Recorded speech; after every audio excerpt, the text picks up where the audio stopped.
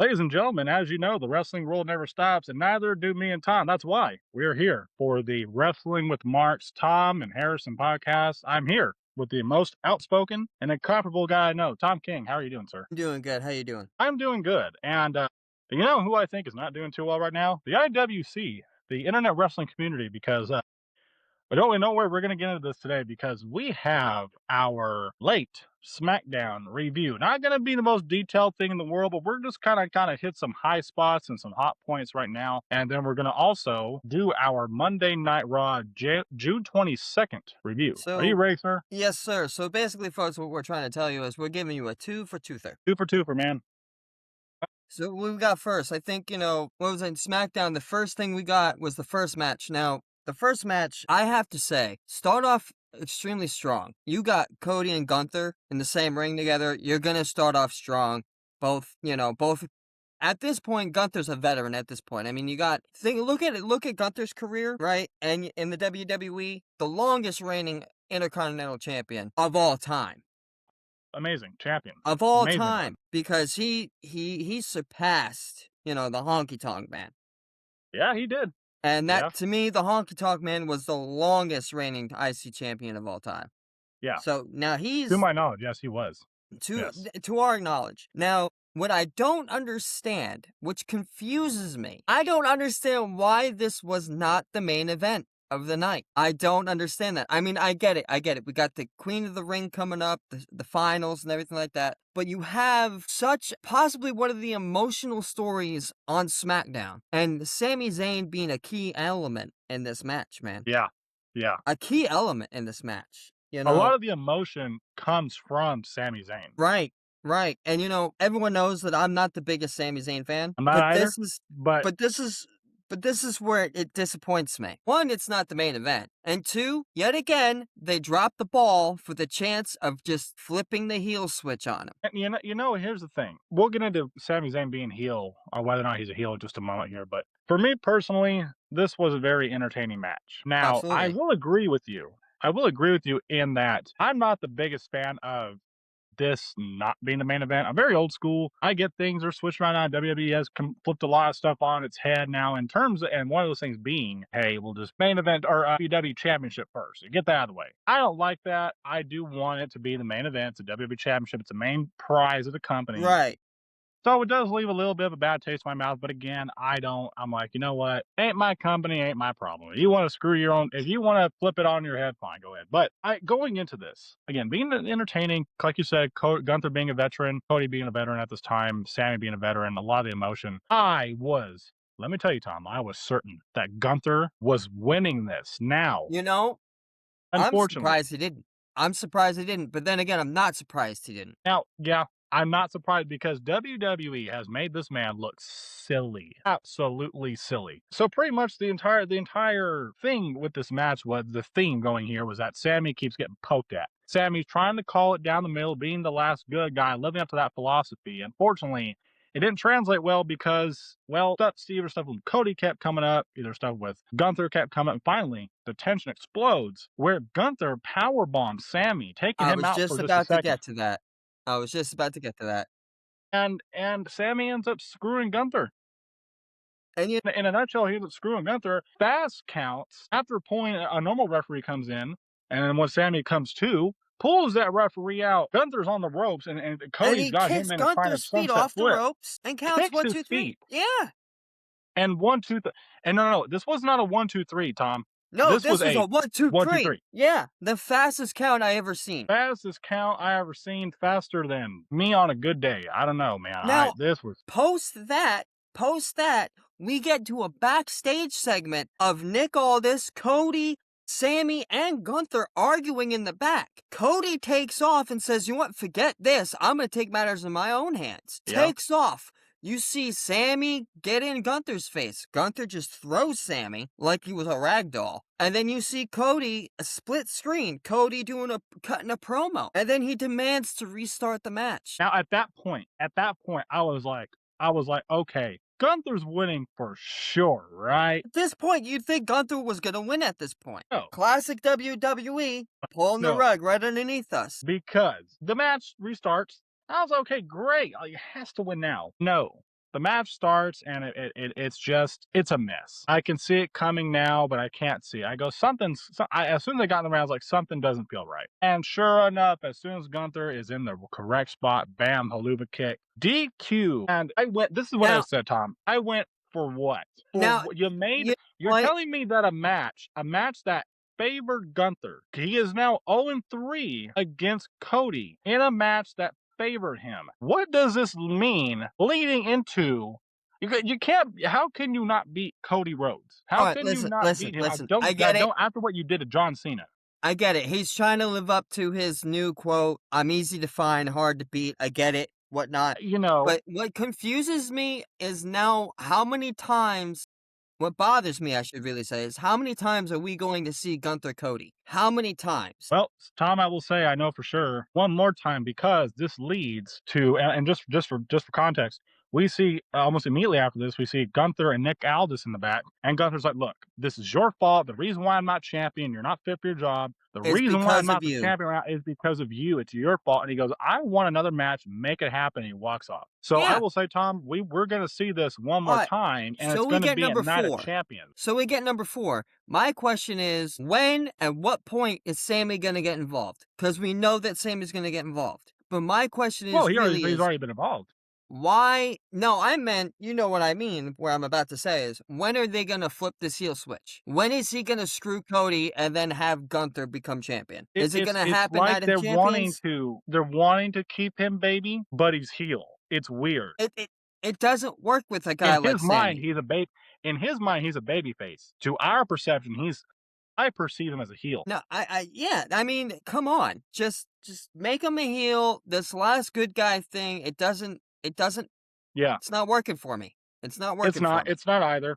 So at Night of Champions, and of course later on we see Sami Zayn talking to a canatonic Johnny Gargano, and Sammy, Johnny, I don't know what, and just feeding the delusion. We then get Nick Aldis again walking up, and Sammy's like, "Look, I didn't ask for this. You put me up to this, Nick. You did. I didn't ask for this, referee.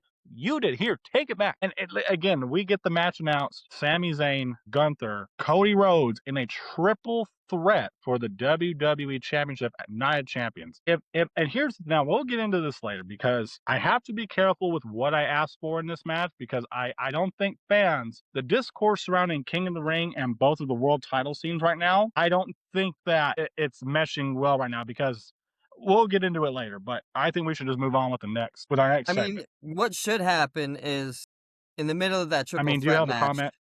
Well, yeah, what should happen in that triple threat match, Sammy screws Cody and Gunther goes over at Night of Champion. That's what should I would hope so. if they're smart, that's what they would do. Because leading up to that, you could have, Gunther face whoever at that point. Because we all know Oba, he's gonna go for Roman. Roman. But that's Yeah. that's my only But again, compliment I on mean, that. that's just a lot to talk about right there. You know what I mean? That's a lot.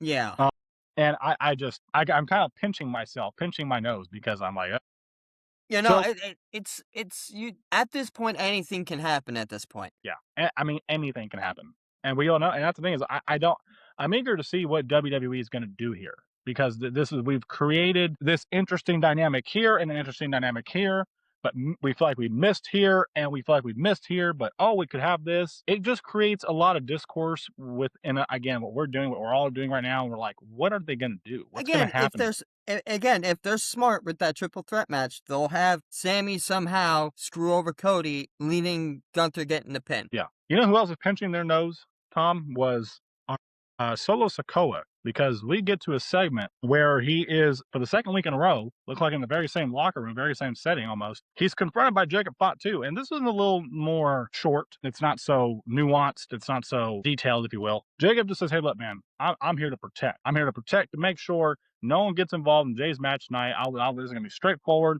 That's what I'm here for. I'm here to enforce the protection of the bloodline. What are you doing, Solo?" And so, what do you mean? What do you mean, Jacob? What are we talking about? And he's like, "Look, man, you're making the wrong decision. Your time is running out, man. You need to come home." And Solo's like, "Look," he's warning him, but Solo's not having it. And Solo does not like this at all. And he says, "Look, if you continue to mess with my family over here, I'm gonna I'm mess gonna with co-mess yours. with." And you know what? When that segment happened, I knew it was gonna get good, and it's gonna get good from this point on, Yeah. because just with that little segment alone tells a lot, Yeah.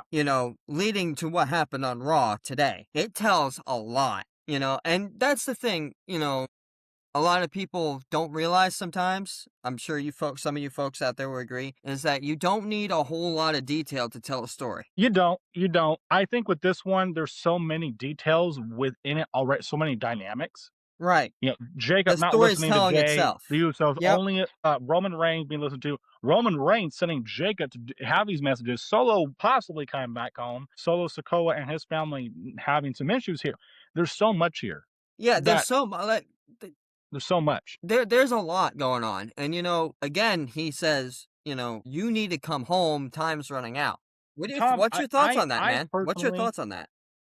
I was going to say, I do not want to see Solo go home. I don't. You know, I don't. I want to see. You know what I kind of see? I kind of see now leading up to Monday Night Raw. I kind of see. We'll talk about it, but I want to see Jacob and Solo team up again. I don't know how we get there after the history. I don't know how we get there, but I maybe we will see. Maybe I'm not. I'm just not too. I think it's too. I think it's too fresh. I still think it's a little too You fresh. think it's still too fresh? I still think it's too fresh. I still think so. I don't know, man. I don't know. I think it's you got Jacob that don't want to listen to Roman or the Usos. He kind of just wants to enforce. He Yeah. wants to be. He's the enforcer, and then him going up to Solo saying, "No, Roman wants you to come." It's like Roman is trying to be the shot caller, the only one to make decisions for the family, for the Yeah. Samoan family. Of course. And it's quite obvious the story they're telling that everyone needs to step in line and acknowledge Roman again. Yeah. It's a slow burn. It's a Again, slow burner. I think it's a slow burn, but I will say Roman's championship reign right now is better than Cody's. 100%. See, I mentioned this a while back. I don't know if anyone would remember. Cody Rhodes is the number 2 to Roman Reigns. Just like Randy Orton and John Cena are number 2. Randy is John's number two. Randy Orton and Edge are number 2 to John Cena, arguably. Because both of them had the same stardom. All three of them had the same stardom at that time. Yeah. They were Yep. all three of them were at their peak in their careers. They were shattering glass ceilings. Yeah. Oh yeah. Randy being the youngest world heavyweight champion. John Cena, Mhm. being who he is. Edge being Edge. Exactly. You can Yeah. easily have two of these guys be both of John Cena's number 2. Cody Rhodes is Roman Reigns' number 2. Yes, he is. Unfortunately, I like to think of more of Cody than that, but And in it's the grand scheme of things, I would say that's accurate. And I was going through the wormhole earlier today. I saw this clip on how it took them so long to turn Roman heel because of how much he was just shoved in our face. We just hated him. Yeah. And it took them so long to flip that switch. Kind of like Sami Took them Zayn. a while. Took them a while. But boy, when they did, they struck gold. They No, they did. struck I mean, gold. again, Roman Reigns, by far, it is not even arguably at this point, is the best title reign. It's better than Cody's. Yeah. Oh yeah, for sure.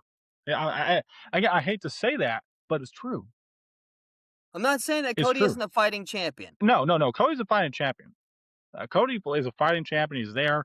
He's a fighting champion. In fact, an interesting point. I think since winning this, Roman's had one defense, and And then I'm like, again, mm, I think that a lot of the bloodline stuff that's happening so far is just kind of holding off until we have the bloodline's next big opponent. right. That's why Roman's not doing much. Jacob was there, yeah, but now Jacob's been incorporated, or now he's on the inside.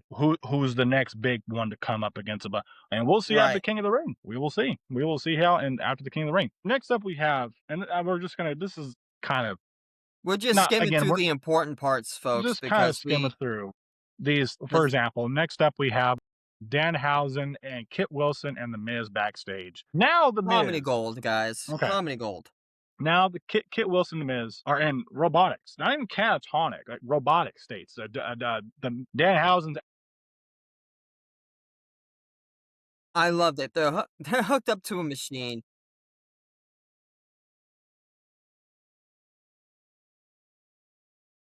You know what I think? I know what I think he's doing. What's I think he's trying to fix them to get them back to where they were. boy? Well, speaking of getting back to where we were, Matt Cardona walks in, I love and Matt he is Cardona. shot, and he's shot. But he is electrocuted Did you hear by his? Did you hear it?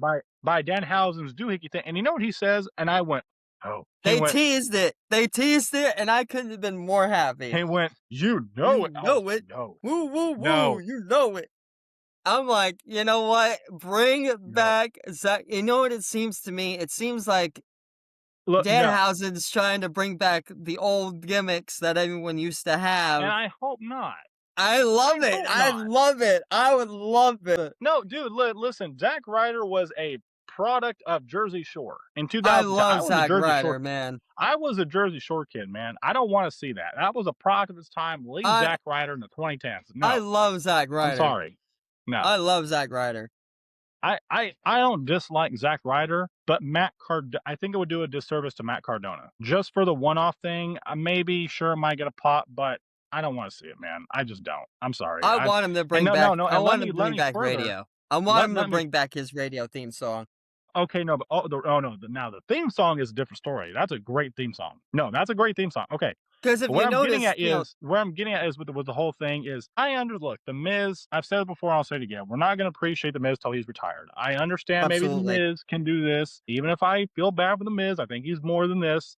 Listen, However, the one guy who this whole segment made me mad was Kit Wilson. Why? No, I don't want to see Kit doing okay, this. He was doing great on his own, great in-ring performer, the poetry stuff, the toxic stuff. You had him go, and then you do this?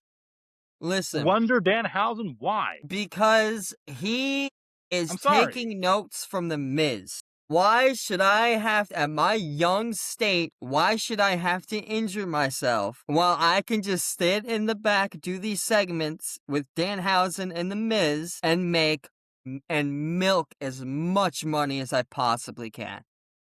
Fair, okay, human money, Sell right? so much, sell so much. It's a business thing, man. It's a business thing. I get it. I just don't like it because You I know want to how see many Kit Wilson doing the toxic poetry t-shirts and the he in-ring just work. sold? You know how many toxic I t-shirts he just sold just by doing that? The market value was absolutely I was one genius, of them. I was one of them, by the way. and it's entertaining, no less. It's Okay, entertaining. And I'm okay, sorry, but you how much cannot does for have me, wrestling without this comedy entertainment. You can't. fair point, but Kit Wilson was entertaining before this on his own as a single star. I disagree. My issue is that he's being delegated to a Danhausen robot. I don't like He, that. I'm sorry. it's not a down. You see, a lot of people, including you, I'm sorry, are looking Well, this just as a say it. Just say downgrade. it. Everyone is looking at this as a downgrade. You're not going to appreciate this until Miz retires. I promise you that. No, I know. Again, that's Again, my distinction Kate between Wilson. there's a distinction between Kit Wilson and the Miz. The Okay, Miz has listen. had his career in his run. He's at a point where he's been at this for a while. You just All right. had this in January when SmackDown went to 3 and started this new era of SmackDown, if you will. It's a new era, it's a new landscape. You had Kit Wilson, who was not a casualty, because that's a negative connotation, but a byproduct of what that third hour was doing, building his brand, the poetry, getting over the theme song, and then you have him do this. The Miz can do this. Why? I'm sorry. I hope. Okay, here's my final thought. I'm gonna move on. No. We're going to I talk just about this. hope. We're going to talk about this because this is a good point. I just hope. Well, I don't really have much else. Here's what I'm getting at. I just hope that soon enough we see Kit Wilson just going back to doing poetry and he snaps out of this. That's all I hope for. I just want to see him going back to doing the in-ring work every week and the poetry stuff. I don't want to see him involved with Danhausen more. I've seen enough. I hope this ends soon. I'm I sorry. hope it doesn't. I'm having so much fun watching this. That's what. And Yeah. And the thing is this. Huh. You can wrestle good all you want. You could be the greatest wrestler in the Yeah. world. But if you cannot have room for the slightest bit of goofy entertainment with wrestling, you're in the wrong business. Fair Because point. you can be the best wrestler on the planet, and I can sit in the crowd and fall asleep watch you wrestle. What they're doing is so far entertaining. Kids love it. It is. No, it is. It's entertaining. And I'll it's be honest. I'm not again, denying it's that. a smart decision. It's a very just watch. I'm Again, I telling you, could look. watch. I could sit up here. I could sit up here and just go, "This is bullshit. I don't want." They're all boring. No, that's not what I'm saying. I'm just saying that I'm for kids specifically. I'm like, Kit's just they're here. Okay, let me put you blunt. Kit is just a good wrestler. That's all he is. A good poet and a good wrestler. To be honest, I think this I role don't with know, man. I think there's a little more to it than when that, he though. went with the Miz, it helped his career more. And now with them both going with Danhausen, it's gonna push his career further. Cause Kit Wilson, don't kid yourself. He is not world champion material. Let's not kid ourselves. Let's not feed that fantasy. Cause he's never going. I'm sorry, but there's some certain wrestlers out there in the WWE locker room that are not fit for world championship material. Kit Wilson is one of them. Miz Yeah, had his time. Miz had his time. Maybe this is the right direction for Kit, Kit Kit Wilson, Wilson. Kit Wilson to be the entertainment side. Cause look at the tag team he was in, bro. They were Well, the most Elton boring Prince. tag team I've ever seen in my entire No, they life. were extremely entertaining. No, no, no. Hold on a second, Tom. You're kind of. I think it's all subjective, but at the same time, you can't sit and tell me that that Pretty Deadly was entertaining. That they were not entertaining. They were Okay, wonderfully okay, entertaining. okay. I They might were be getting it. All right. wonderfully entertaining. And poor If they Elton were Prince got entertaining hurt. wise, like this entertaining, like the comedy routines, that's what Kit Wilson needs. He needs that comedy routine because look at like what you just said. Thank you. I just proved my point. You just proved my point for me. The entertainment factor he had with Pretty Reckless or whatever it was called. Pretty Deadly. Yeah, Pretty Deadly. I was gonna say Pretty yeah, Deadly. I just didn't want to be wrong. yeah, They were entertaining and comedy and goofy. Correct? yeah. No, don't get me wrong. Don't get me wrong. This is I right up again, Kit Wilson's alley. He doesn't have his tag team partner to do that with anymore. I'm not With the denying. Miz is known for doing that. Well, yeah. Again, that's what I'm saying. Here's what I'm saying. The fact that Kit it's up his alley, but I just want to see him also in the ring as a single star. I'll I'm give you not one saying to name. deviate away from comedy. I'm just saying that He's not that serious on wrestler. at the peak of Kit Wilson, boy, dude. I mean, in ringer with the stuff we did with Jelly Roll. I'm not saying he's not entertaining or I don't want to see the comedy. I'm saying But specifically, he is not Danhausen he's not in the ring. I haven't seen him in the ring in a long time. because he doesn't. Here's the thing about Danhausen. They brought in Danhausen to sell merchandise. I will be honest. That's all he's there for. You're going to see him wrestle as much as you see R-Truth wrestled in the early 2000s. Very little to none. Wait, how early 2000s are we talking R-Truth? Because early 2000s NWA TNA R-Truth, Ron Killings, that guy was great. I'm talking about the R-Truth that was entertaining, the little Jimmy R-Truth. We barely Okay, saw him yeah, in the ring. okay. Well, Tom, I think we've disagreed enough on this. I think the fans, if you're anybody watching, our first comment should be, boy, I want you guys to comment down below. Tom, you don't know what you're talking about. Harrison is right. Let's move on. Yeah, sure. Wait, okay. But here's what we can both agree on. Danhausen is wonderfully entertaining. Do you agree? Absolutely. Absolutely Wonderfully, absolutely entertaining. entertaining.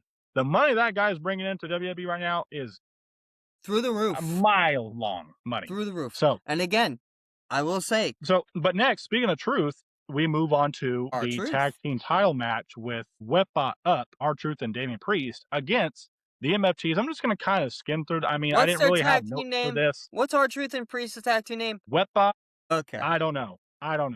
Anyway, so beforehand, of course, we see some tension between the MFT Solo and Tamatonga and Hikaleo. I'm sorry, to me, he's Hikaleo. Anyway, Hikaleo. I'm not going to get too far from the left field. So we see this tension in the back, which then bleeds out into the match. Solo shows up when he was told, hey, you need to stay back there. You got your mind on this bloodline stuff over there.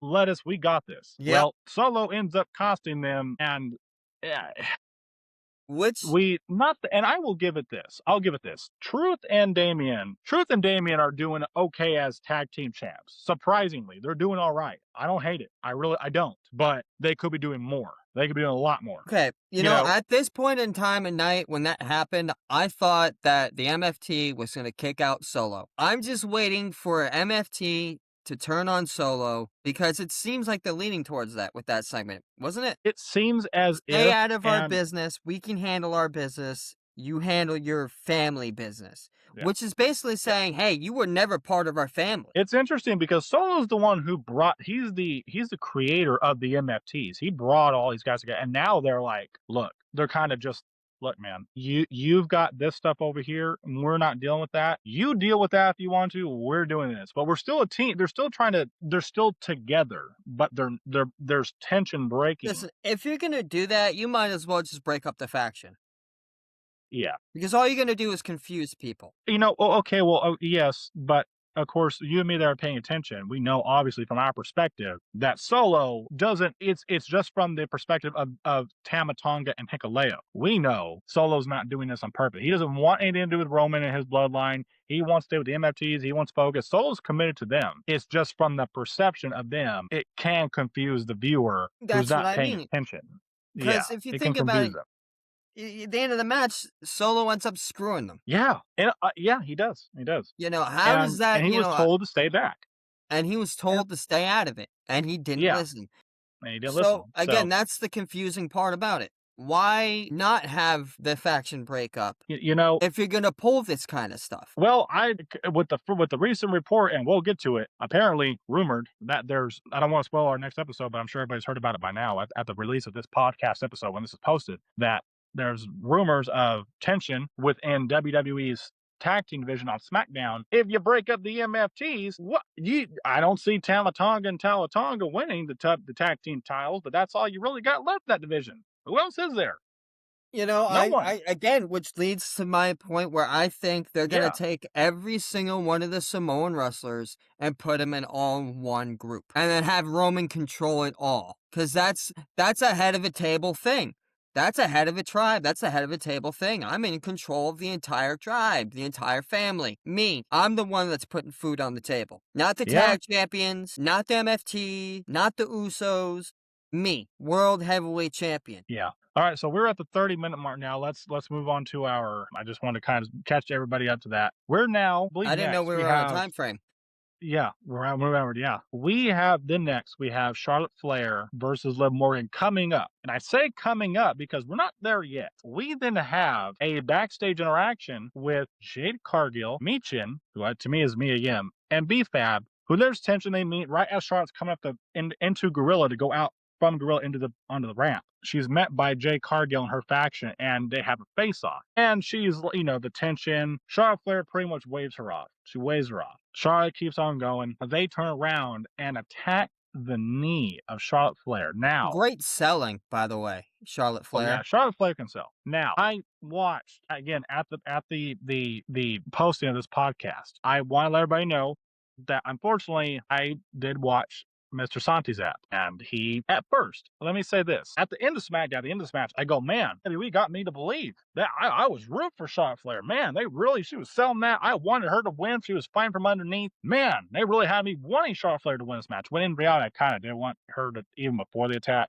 But then Mr. Santi's Don't app, I listen to watched him, his. folks. And Mr. Santi's that he kind of articulated this, and he pointed something out right here. I went, wow. Pretty much his thesis was, look, this Charlotte coming into this match injured kind of undermines the entire thing of King of the Ring. Why is WWE booking these two to just come in injured? Why do we need to why can't Liv Morgan, and it took her that long to beat a one-legged Charlotte Flair when she's already Storytelling. champion, and then you have Charlotte come into the match injured. This is what kind of Santi's app is like. Do you see where I'm going with this? So Yeah, when he I do. said this, I kind of was like, well, damn, they Okay. fooled me. They got Okay. me. But then I thought about it, I was like, he's right. Why is WWE now? Again, for me personally, Tom, I'll hand it off to you. No, I was saying okay because I agree with you on that point. Yeah, and it's like, now don't get me wrong. I was like, damn, like Charlotte Flair sold enough in the match where I was like, wow. But they recapped it. They showed it like 2 or 3 times to drill it in our head, like, hey, she got attacked. I'm like, okay, I got We even get me, it. even before She can I was like, sell I it got the in the point. ring. I got the point. She's selling it. You have doctors check on her. I get it. And then she still loses the match. But you know what? When I saw her get attacked from Jade Cargill and the rest of it, I knew right then and there that she was not. I thought the match wasn't gonna go on. I'm like, great, now we're gonna have to wait till we're gonna see another opponent. Blah blah blah. Yeah. But no, the match went on. To my surprise, but when the match went on, I kind of knew that she was not gonna win it that night. No. Yeah. And you know who won it? the greatest women's champion of all time. Liv Morgan, baby. Never do that again. Thank you. Can't stand it. Just kidding. Look, man, again, my logic here, and I understand Stephanie Vacquette being out, and apparently that's the reason why this happened with Liv Morgan. But you're telling me, I'm sorry, I can't get past the logic that the initial goal for Liv, if she does win this, she goes on to face Rhea Ripley, who, by the way, is She takes injured it and out all. right now. She's out right now, right? Okay. Yeah. You I think mean, you is the then title have if vacated? she wins it, you can't even book Liv. What is Liv doing? And then she can't. You can't have her do anything, and then you want her to have two Quick question. championships. Quick question. Did they even vacate the women's championship? That okay? That's a whole. That's like a whole entire thing. Like we got to That's talk my about that. question. Because if they did, you're going to have a match for the vacant World Heavyweight Championship. So you have what? And Liv look, I'm Morgan not win. hating. I'm not hating on Liv Morgan, but I can't see past some logic here. Now, I'm happy that Liv won You know because what? I Heel? want her to. It's good for the character, I think, and her to live up to what she's saying, and that's good. That's fine. Keaton, you know what? But You know what? You know what it is? You know what it is? You're just going to have to accept the fact that she is the greatest women's champion of all time and that she's going to take it all. You're going to have to accept it, man. You're going to have to accept it. She's well, you Liv know what else freaking we Morgan. You're going to have to so accept it, man. I have I might have to because Liv Morgan ends up winning this match and the defeating Charlotte first Flair. no, not the first Universal Champion. Now, just before this, something else we might have to accept now is King Jey Uso. Because we had Jey Uso versus Javon Evans in the semifinals of the King of the Ring tournament. And Amazing match. look, yeah, I'm not gonna lie. Good match. Really good match, I will Really say. good match. Jey, let's cut right the band-aid right. Jey ends up winning. Okay. So now we got past the hard part. Jey Uso winds up winning this match. And beforehand, of course, we've seen a little interaction between them backstage. Hey, what's up, Unk? And Jey's like, what'd you call me? I'm about to smack the taste out of you. Call, this Unk about to do. I was like, all right. We get to the match, and now Javon Evans comes in, ribs taped, right? His ribs are taped. Yeah. Okay. Again, another injured star, and it takes Jey that long to beat him. I look, overall great match, good spots. Javon, man, just awesome stuff. I think there was a table spot, an announce table. I can't remember, but I think there was an announce table spot that was really, really good. And there was no shenanigans in this match that I can remember. And Jey went over cleanly. Hit a spear. You keep Hit talking. the I'm going to go splash. I'm going to use the restroom real quick. You keep talking. So Jey hits the splash and a spear after this. And I just think to myself, look, we've got a lot. Like I said earlier, this is what I wanted to bring up. If Gunther goes on to win this, and let's say he wins the Night of Champions, and Jey wins the King of the Ring, do I want to see Jey and Gunther again? No, I don't. In a perfect world, Elba wins. In a perfect world. And that way he'll just go after Roman. I don't know what we do with Gunther after that. Maybe Punk coming to SmackDown. We see Gunther and Punk again in that title scene, or Cody and Punk. But if Jey wins, he either takes on possibly Cody Rhodes, Sami Zayn, or Gunther. He could have Jey Uso win the King of the Ring. He has three possible opponents: Jey, Gunther, Cody. Over on, because he's not going to go after Roman. I know people are speculating that he's not going to go after Roman. He's going to go after Cody on the SmackDown side to bring both titles into the bloodline. Okay, why? Either Jey is going to go up against Cody Rhodes, Gunther, or Sami Zayn. Sami Zayn, after he won, by the way, we've seen an backstage interaction between him and Sami. Fans are saying, hey, you could easily have a story there with Sami and Jey. Sure, you could. Do I want to see it? Not necessarily. How are you going to have two heels go at it for the title? That's what I'm saying. How if depending on how Night of Champions plays out. Well, what do you mean two heels? Because you're talking about because Jey's not heel. I mean, Well, yes and no. Yes and no. Same thing with Sami, you know? You mean yes and no? Sammy's the same thing, yes and no. It depends on how Night of Champions goes. We might see the solidified heel turn of Sami, right, and just and then completely snap. Which is what I'm hoping for, folks. I'm no longer the good guy. I'm not. No. I'm just screw you. Finally, which is what I'm hoping for. Me too. So again, do I want to see Sami Zayn and Jey? Not necessarily. I think I think Oba winning is a lot more intriguing. However, if Oba wins and we would get what we want, he goes after Roman. Now, what do we do with the SmackDown side of things? I'm hoping WWE just doesn't have Jey win just because they're going to go, oh, well, we can now do what we want over there on SmackDown, and we have a challenger for SmackDown to possibly bring into the bloodline. Is Jey going to bring the WWE Championship into the bloodline? We don't know. I just hope they don't do it for that. You know what? I don't If they want. decide if they decide to have Jey I don't. if they decide to have Jey Uso win the WWE Championship, which we both know it's not going to happen, it would probably be a test to see if he's yet again ready for world championship material. Again, he is not world championship material. I don't think he is either. I He's don't. not. He really isn't. He's not. He's not even close to where Roman or Cody is. Again, he's only in the main event because of Roman. If he wasn't involved with the bloodline, he would be doing backstage segments with Danhausen. I'm gonna And I with that understand one. that Cordy acts with my thing with Kit Wilson a little bit, but to me, Kit Wilson needs it because he doesn't have Pretty Deadly anymore. Well, we'll see what happens with Pretty Deadly when Elton Prince comes back, but If he comes back. I hope he does. Boy, I hope he does. So with that being said, there's two more. I think this is gonna be our closing thought. We're at the 45-minute mark. I think this can be our closing thoughts. A For preview of SmackDown next week in SmackDown. London. In London, we're in SmackDown next week, and we're in London. We have two matches coming up, two women's matches. The first one, we had the blow off, or the culmination, if you will, of Julia and Kiana James. You know what? A dream match. Yeah, Dream match. listen, Honestly. talent wise, yes, because Kiana James is great and Julia's great. They're However, calling this a dream match, man. They're calling this a dream match. And this is what it is. here's the thing. The homegrown star that Kiana James is, the WWE, I think I speak for you and everybody else. We see the talent, the look, the way she's built, the moveset, the charisma. Kiana James is arguably one of the best homegrown WWE stars we've seen in a long time. She didn't need Julia at first. Julia did not need her just because her English was bad and she needed subtitles. Don't give me that bull crap. No. So, and number two, if anybody thinks that they can go piss up a rope, I'm sorry. She She was needed fine. subtitles. She needed subtitles. No, she did not.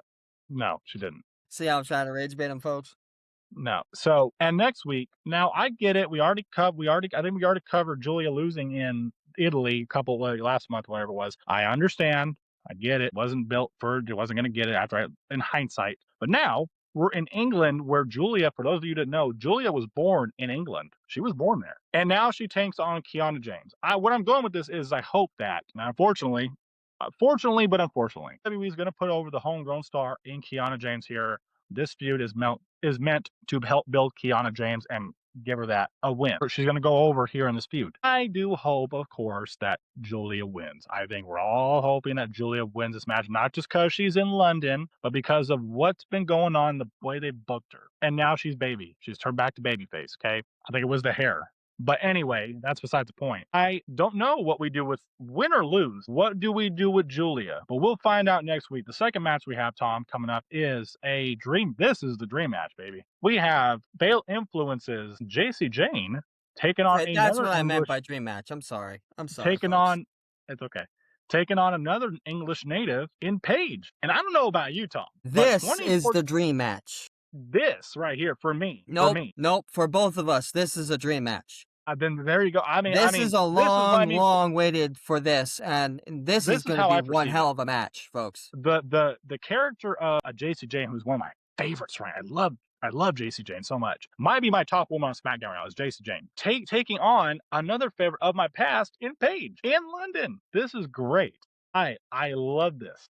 I cannot wait for this because not only in ring is it going to be, I think, good, but man, that the London crowd is just going to soak it all in, and we're going to have a great match. Now, and again, WWE going overseas. What are we going to expect? We're not going to expect anything else but a great crowd. Yeah.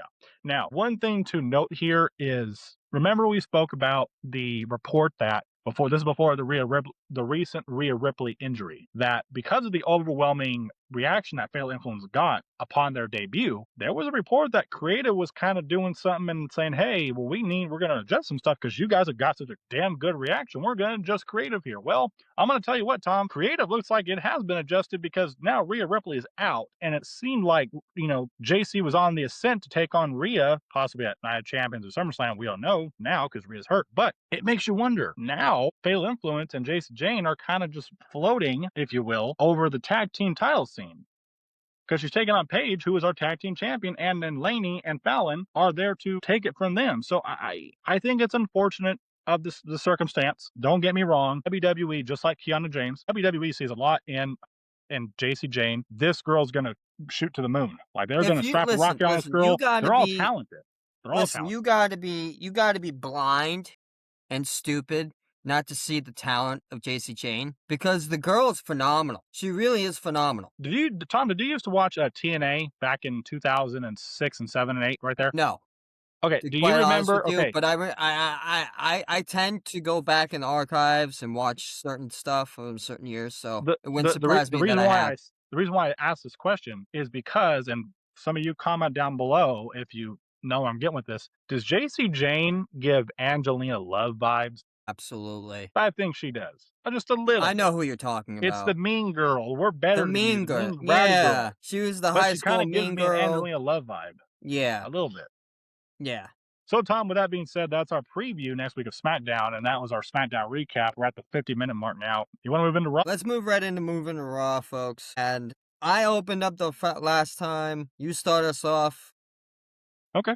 with the ultimate segment. So, this is our January 22nd episode of Monday Night Raw, and we're in London, England now. So, now we're back over Obafemi coming out and getting serenaded by the London crowd. And he's like, look, I'm the mountain you can't climb. I will be your next king of the ring. What title am I going to go after? Either the WWE Championship or the World Heavyweight Championship. We got that good reaction. And then guess who interrupts? Jey Uso, Jey folks. Uso. We get the classic Jey promo. Nothing special. This is your warning shot. Shot Bang. bang. And you know what Oba tells this man? You better make that shot count. Because if you don't, you better not miss. Because if you do, even if you don't, I'm going to destroy you. Yes. Man.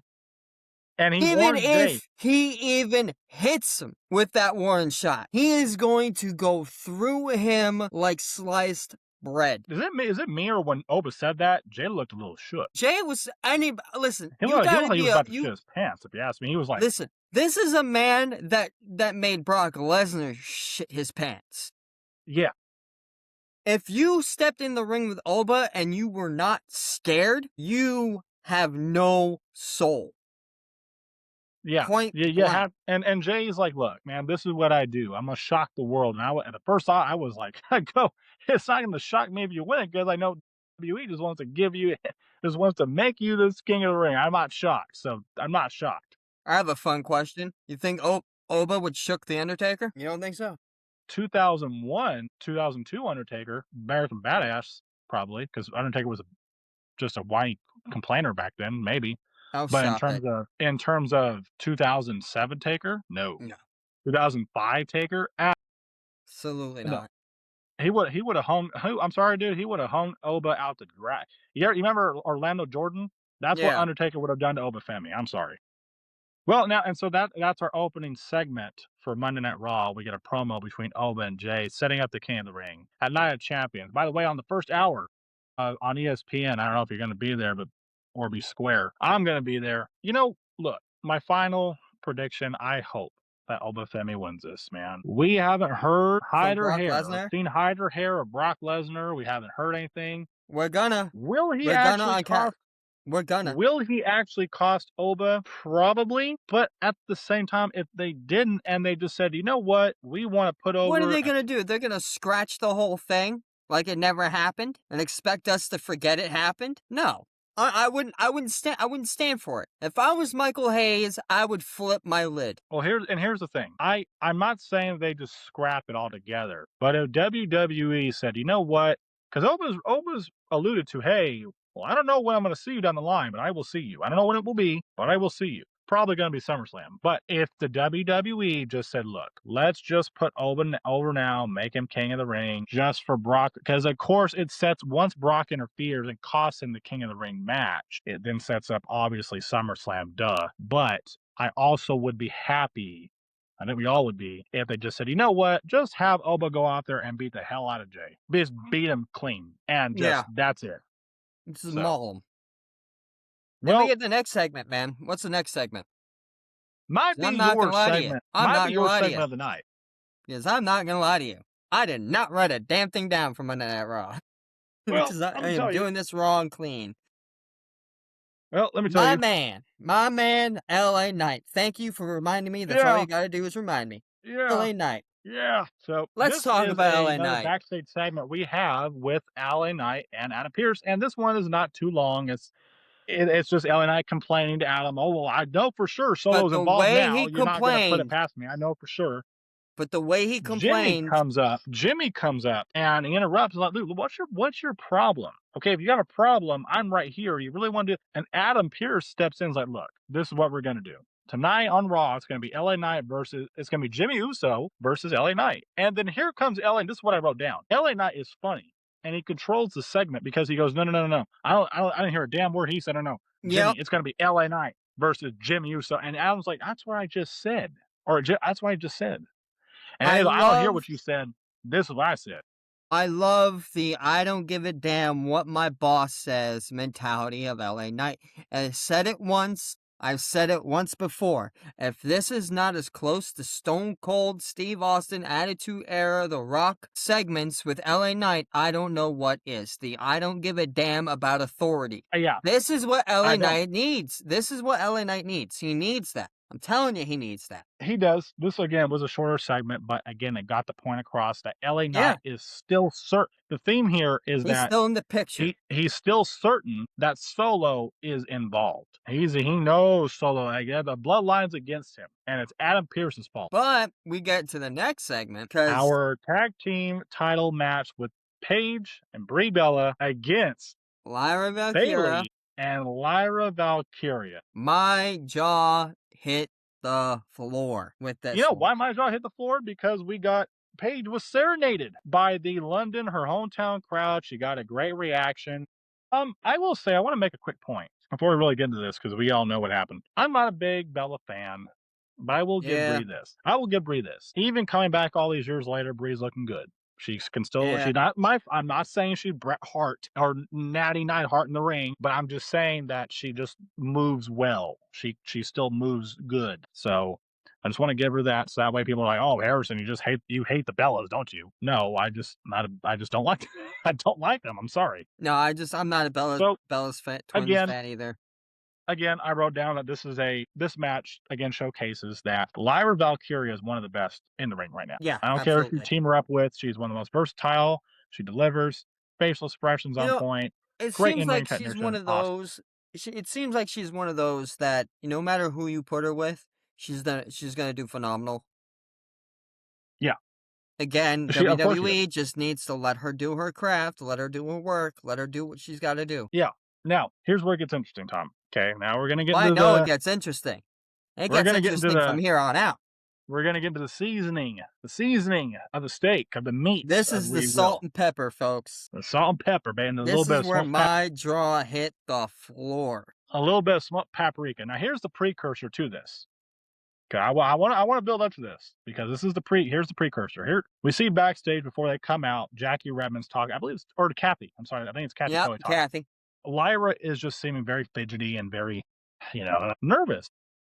I don't know why. Maybe because they're finally getting their shot, and there's a long time coming, and Lyra's nervous, the young kid who's finally getting back to a prominent spot, and so it's a lot for her. And Bailey's like, "Look, man, like we got this. I'm a veteran. I've been here. I know what I'm doing. Like we're good. Chill." And we get them coming out to the ramp on the ramp, and Bailey's calm, cool, collected. She usually does. And Lyra's just, and I'm like, okay, something's up here. And the Hmm. commentators, Corey Gray specifically, was like, I want you guys to pay attention to the demeanor of Lyra. She looks very often, but man, Bailey looks great and calm and cool and collected. And I'm like, okay, all right. Something's gonna happen. All right. Now, let's get to the very ending of this match. Good intake, good It in was ring.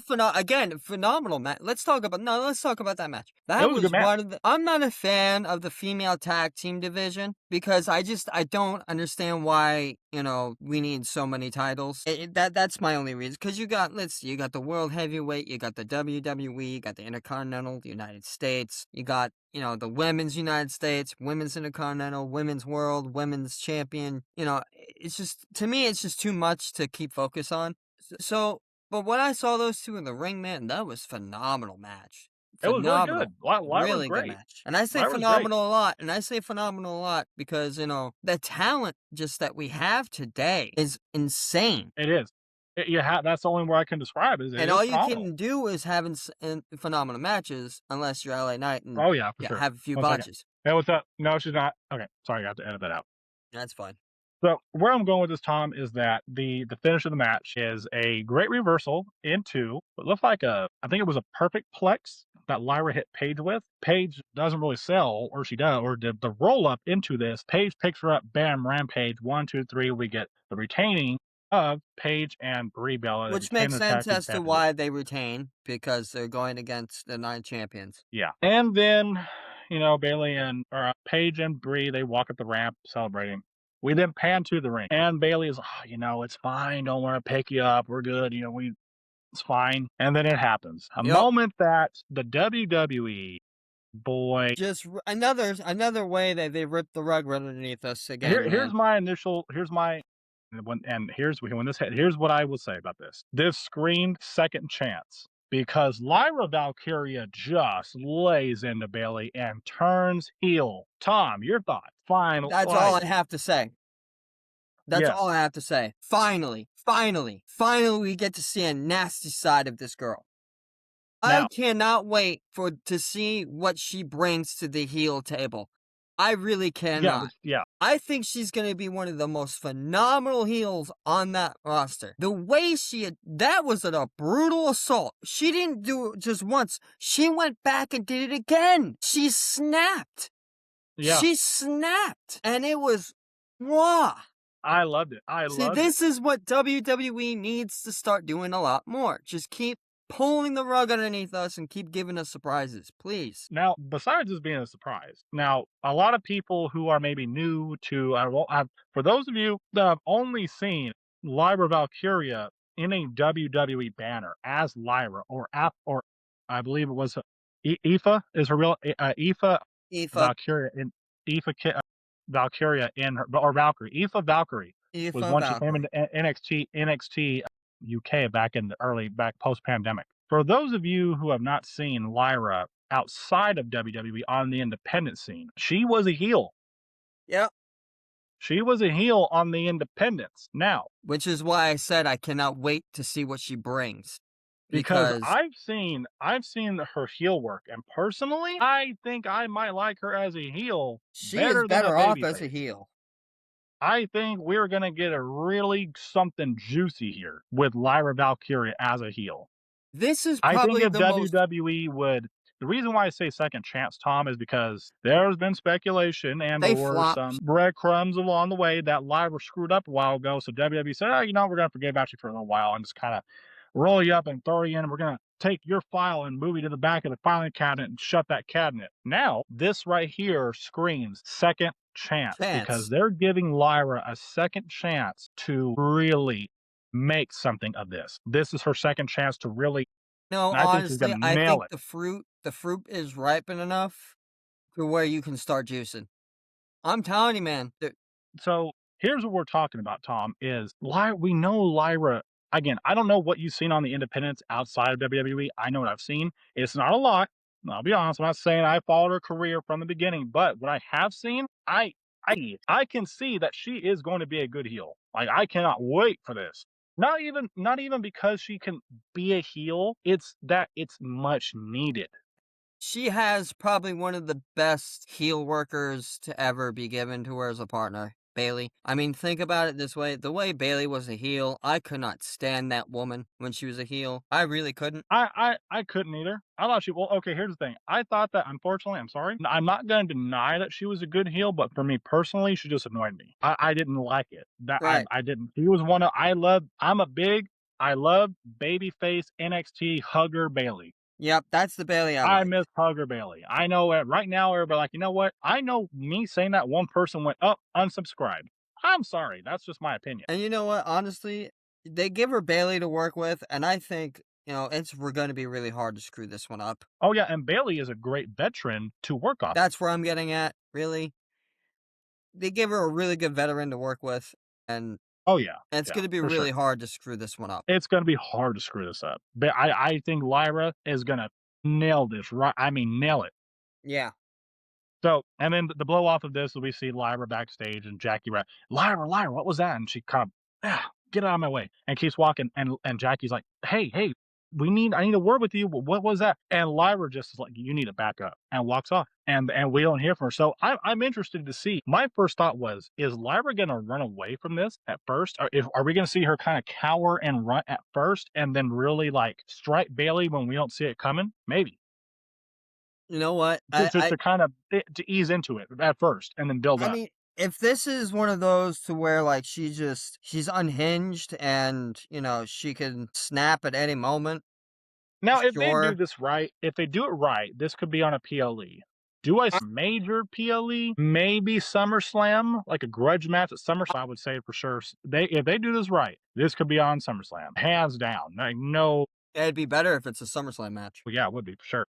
Well, Tom, we move on to our. I would say, and I wrote this down. This was the segment of the night by far. Something that we've been alluding to and building up for the last couple of weeks, Tom. Something that you knew, you predicted, you knew this was going to happen. We get good old Chatty Daddy, as I like to call him, Chad Gable, in the best segment of What the I night. tell you, folks. What I tell you, folks. The Kurt Angle of this generation. What I tell you. Now look, Who he needed to apologize to, folks. Who did he need to apologize to? None other than it certainly wasn't my mother. It was Otis, Alpha Maxine, and Academy. Akira Tozawa.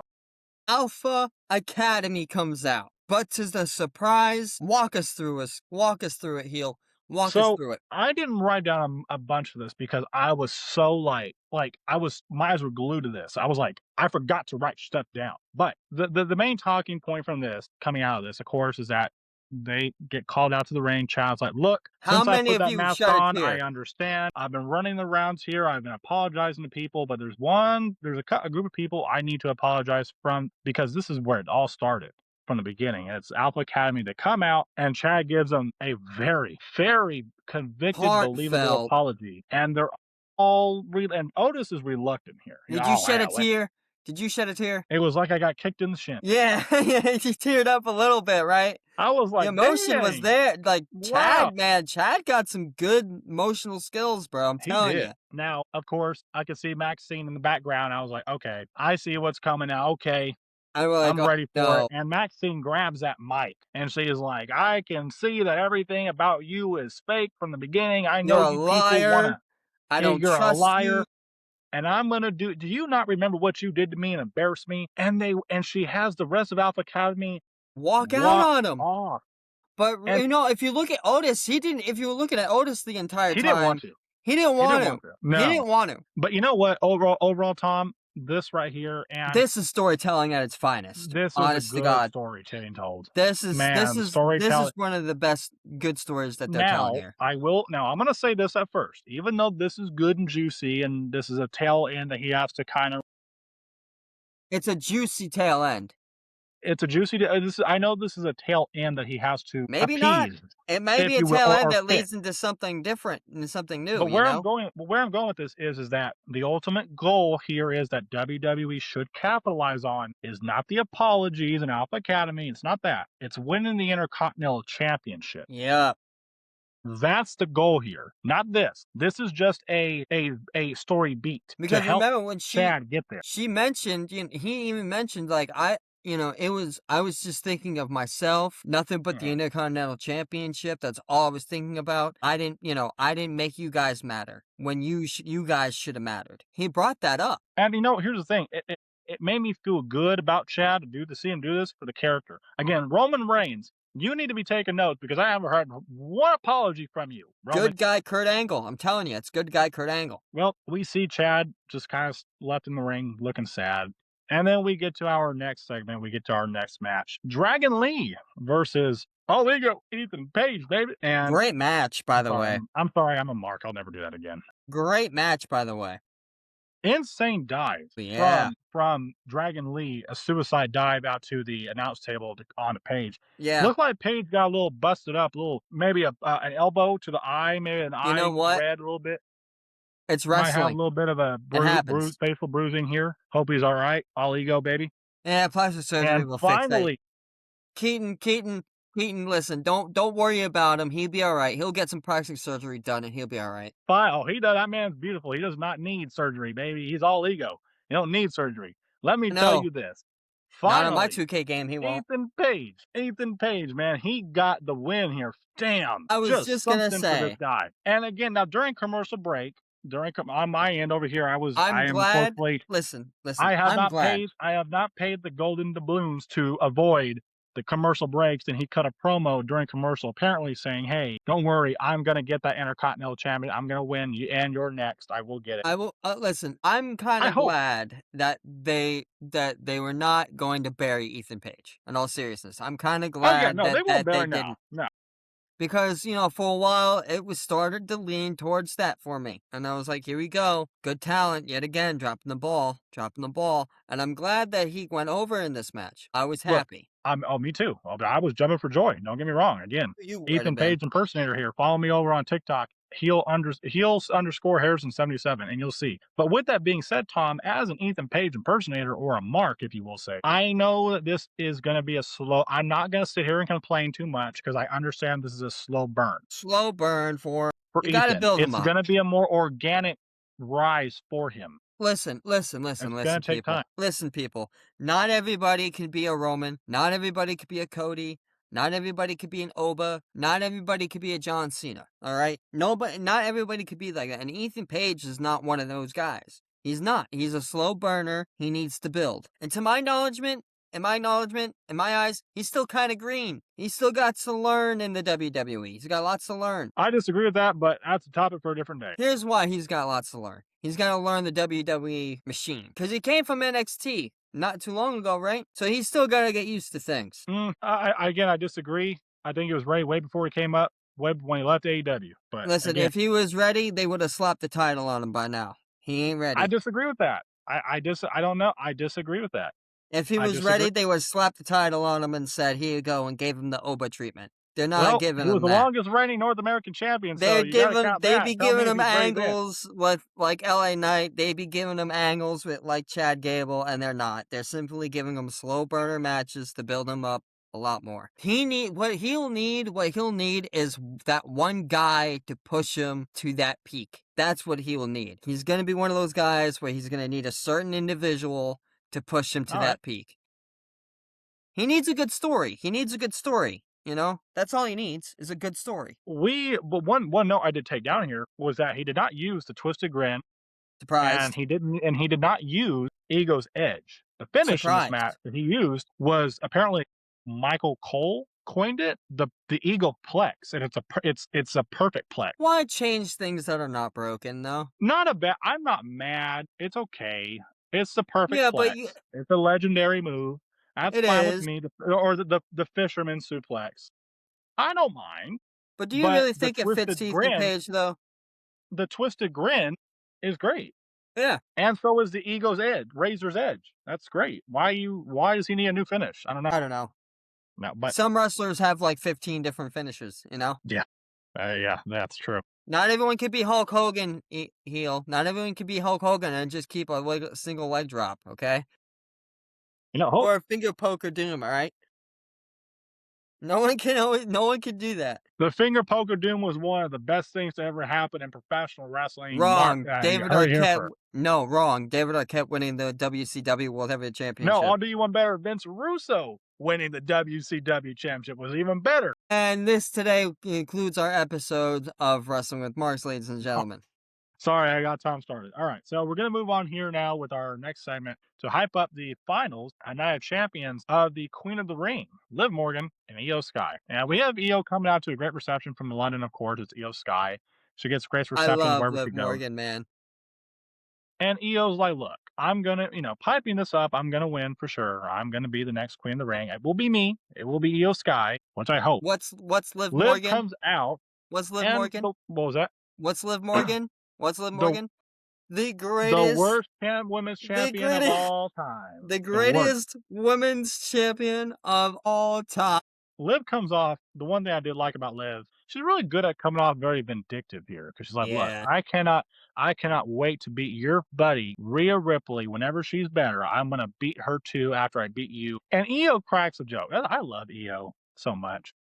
Did you see Are her you do sure? this? Are You you saw her sure do that this? that crown's gonna fit on your You have a big old big head? head. And then she started doing one of these when she was with Liv Morgan. They cut her thing. I thought that was a good comeback for Io. I liked it.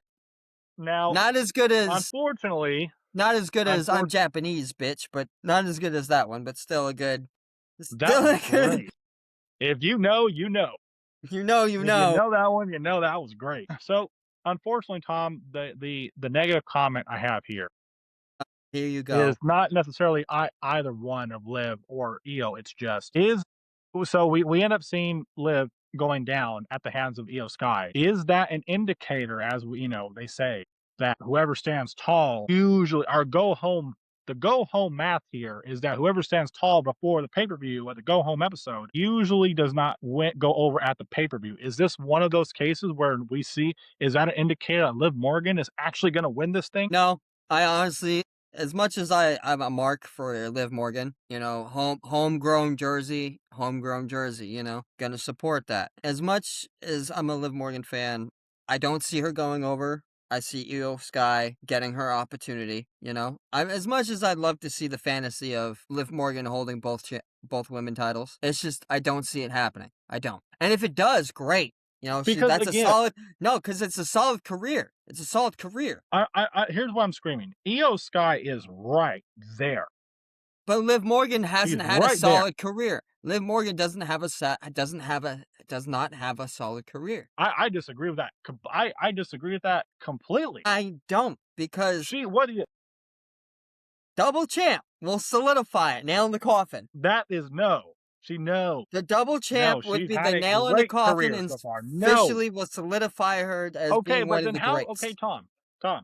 Again, if you can't even think of what to do with Liv Morgan, putting her in a tournament that she doesn't need to, I'm not hating on her. I'm just saying for the fans out there that are going to get annoyed with me saying this. I'm not hating on her, but if, Tom, you cannot sit there and look me in the face and tell me that a champion who's already champion is put into a tournament to then go on to face a champion who's hurt, who you cannot book, and you don't know what to do with her. How in the world is WWE going to give her 2 titles and not know what to do with them? No. Career, 2 words. Are you ready? Career solidifier. That's it. That's the thumbnail for this podcast, ladies and gentlemen. That's That's the it. thumbnail right there. Tom has officially Shawn lost Michaels coming out of Gorilla. That's it. Never again. That's it. They give her the 2 championships, and that's it. Never again. She doesn't touch another title for a long time after that. You give her both the titles, that's it. Never again. Maybe the Shawn Michaels back injury on the casket would be more appropriate here. Let's not go there. If that was I don't But know. you're treating this like this was DX versus the Brothers of Destruction. It wouldn't be that bad. It wouldn't be awful. It wouldn't But be that's that my bad. reaction to it. Not that but that's my reaction. Why? To it. I can't comprehend that. I can't comprehend why. I'm gonna let our viewers, if anybody wants to comment down below at this point in the podcast. Listen, if you disagree with me, you are wrong. That I know that we can agree on is that Danhausen is very, very entertaining, and that's what we see next. We do see Dominic and JD, or actually this happened early in the night, but this is right before our main event. I actually missed this. I had to go back and watch it. That apparently Danhausen spent $100,000 of, I assume, the Judgment Day's money, and then he's like, "Oh, I bought that thing over there. I bought another that." Danhausen segment, man. That invention over there. That's what I spent the money on. Oh, and that little nice toy. But that over there's what I spent it on. Love Danhausen. And JD's like, look, JD McDonough, poor JD. I man. love He goes, Danhausen, man. Either you give us the 100,000 back, or you give us your little invention. Either one we're taking. And then of course we get the "you are cursed." And I'm like, you are cursed. Well, bad He stuff happens cursed to me. JD. Well, bad stuff happens to me. Well, you are are cursed. Again, comedy gold. And then JD gets electrocuted. Yes. And he starts becoming a nice guy.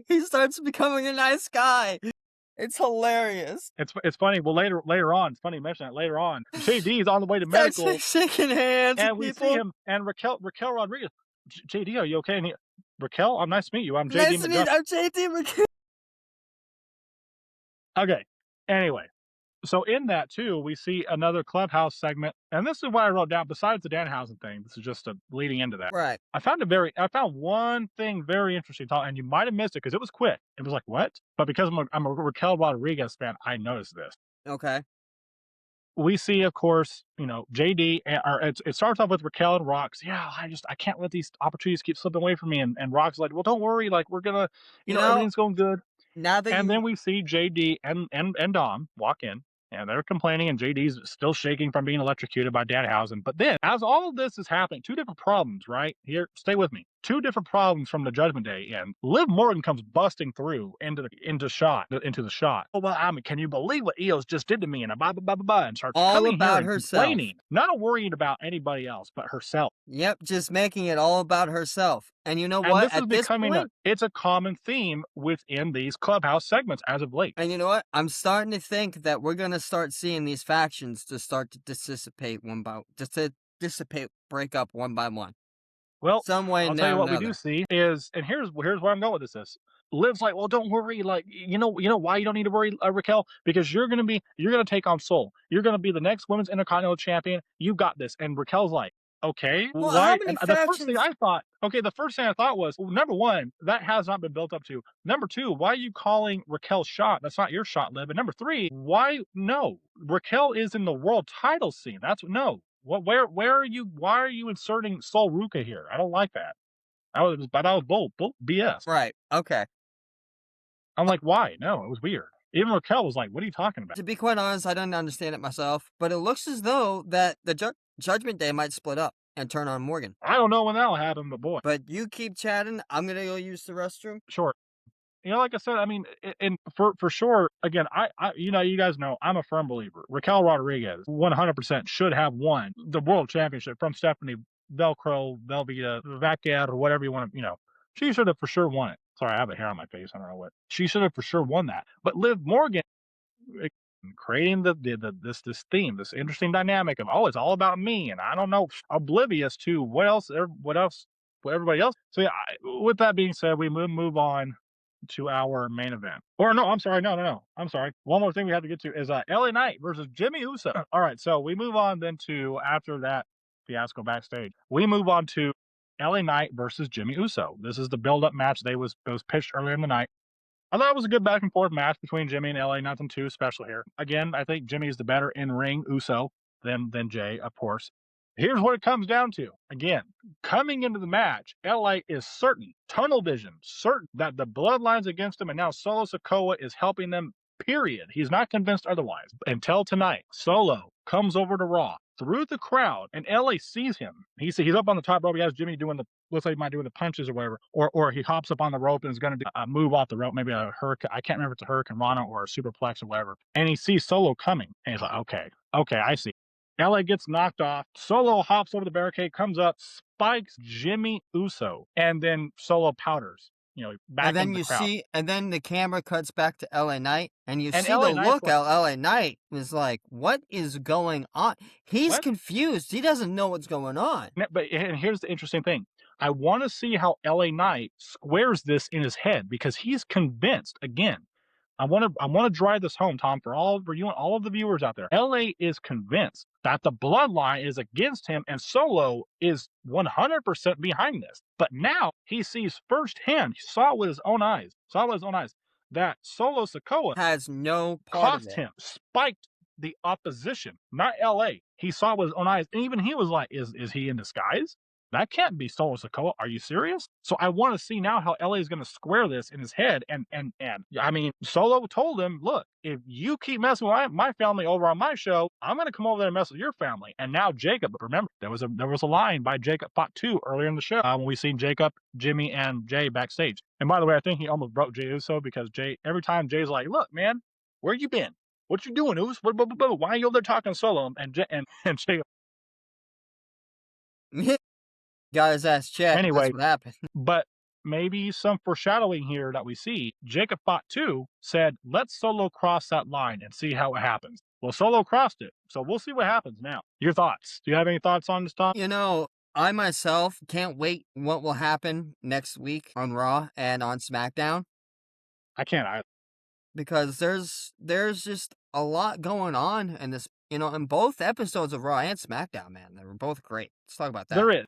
Raw, I will say this one for Raw, unfortunately. This did kind of square for me and solidify in my mind that Raw objectively is the better show weekly. It's better than Yeah, SmackDown. I mean, it's definitely one of those story continuers Yeah. episodes where it They continues the know they're story. getting stories going.